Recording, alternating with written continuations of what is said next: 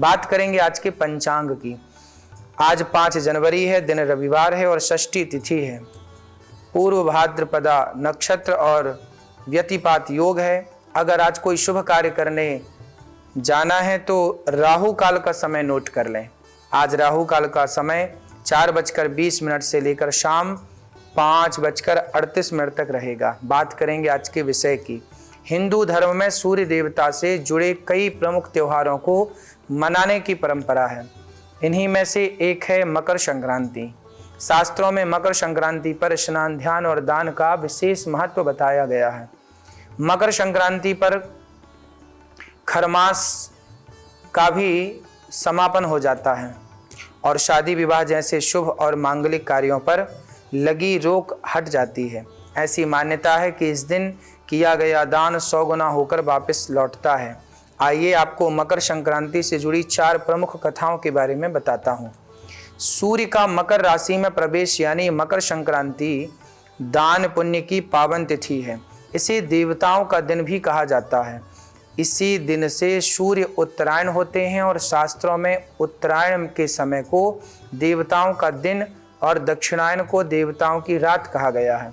मकर संक्रांति एक तरह से देवताओं की सुबह होती है। इस दिन स्नान, दान, जप, तप, श्राद्ध और अनुष्ठान का बहुत महत्व है। पौराणिक कथा कहती है कि ये तिथि उत्तरायण की तिथि होती है। महाभारत काल में भीष्म पितामह ने अपनी देह त्यागने के लिए मकर संक्रांति का ही चयन किया था। जब वे बाणों की सैया पर लेटे हुए थे तब वे उत्तरायण के दिन की प्रतीक्षा कर रहे थे। उन्होंने मकर संक्रांति की तिथि पर ही अपना जीवन त्यागा था। ऐसा कहते हैं कि उत्तरायण में देह त्यागने वाली आत्माएं कुछ पल के लिए देवलोक चली जाती हैं या फिर उन्हें पुनर्जन्म के चक्र से छुटकारा मिल जाता है। मकर संक्रांति के दिन ही गंगा जी भागीरथ के पीछे पीछे चलकर कपिल मुनि के आश्रम में से होती हुई सागर में जाकर मिली थी। महाराज भागीरथ जी ने इस दिन अपने पूर्वजों के लिए तर्पण किया था। मकर संक्रांति को पूरे देश में अलग अलग नामों से जाना जाता है। इसे माघ संक्रांति भी कहते हैं। उत्तर भारत में यह पर्व मकर संक्रांति तो गुजरात में उत्तरायण के नाम से जाना जाता है। पंजाब में इसे लोहड़ी, उत्तराखंड में उत्तरायणी और केरल में पोंगल के नाम से मनाते हैं।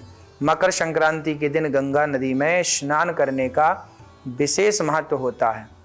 अगर आप स्नान करने गंगा नदी में नहीं जा पाते तो घर पर ही स्नान के जल में गंगा जल और काले तिल मिलाकर स्नान करने से आपको गंगा स्नान के बराबर ही पुण्य की प्राप्ति होती है।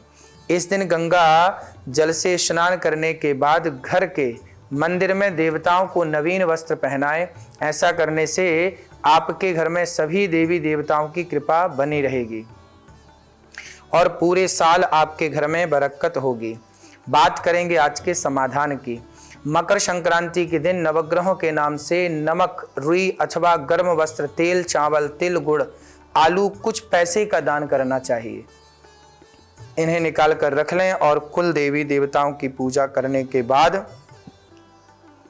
इन्हें जरूरतमंदों को बांट दें अथवा किसी ब्राह्मण को, पंडित को दान कर दें। ऐसा करने से आपको अनंत गुना फल की प्राप्ति होती है और आपके धन में कई गुना वृद्धि होती है। इस दिन उड़द की दाल और कच्चा चावल की खिचड़ी बनाकर देवी देवताओं को भोग लगाएं और खुद भी खिचड़ी और तिल से बनी चीज़ों का सेवन करें। मकर संक्रांति के दिन खिचड़ी का दान करने का विशेष महत्व माना गया है। मकर संक्रांति के दिन चावल और काली उड़द की दाल खिचड़ी का दान करना बेहद शुभ माना गया है। इस दिन खिचड़ी दान करने से शनिदेव भी प्रसन्न होते हैं, आरोग्य का वरदान देते हैं।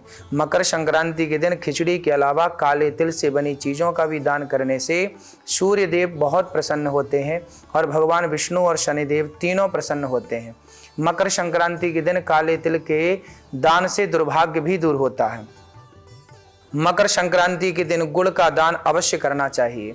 शास्त्रों के अनुसार गुड़ का दान करने से गुरु, शुक्र और शनि तीनों ग्रहों की कृपा बरसती है। मकर संक्रांति के दिन नमक का दान जरूर करना चाहिए। ऐसा करने से नकारात्मक ऊर्जा का नाश होता है और शनि और राहु के दोषों को समाप्त किया जा सकता है। संक्रांति के दिन किसी गरीब जरूरतमंद को ऊनी कपड़ों का दान जरूर करना चाहिए। मकर संक्रांति पर शनि देव के मंदिर में तेल चढ़ाना बहुत शुभ माना जाता है। इसके अलावा इस दिन सरसों के तेल का दान भी करना शुभ माना जाता है। शनिदेव की कृपा दृष्टि इससे बनी रहती है। मकर संक्रांति पर किसी जरूरतमंद को चावल का दान करना बहुत ही शुभ है। चावल का दान अक्षय दान माना जाता है। जितना दान करते हैं उसका 100 गुना वापस मिलता है। इसलिए इस दिन चावल का दान जरूर करें।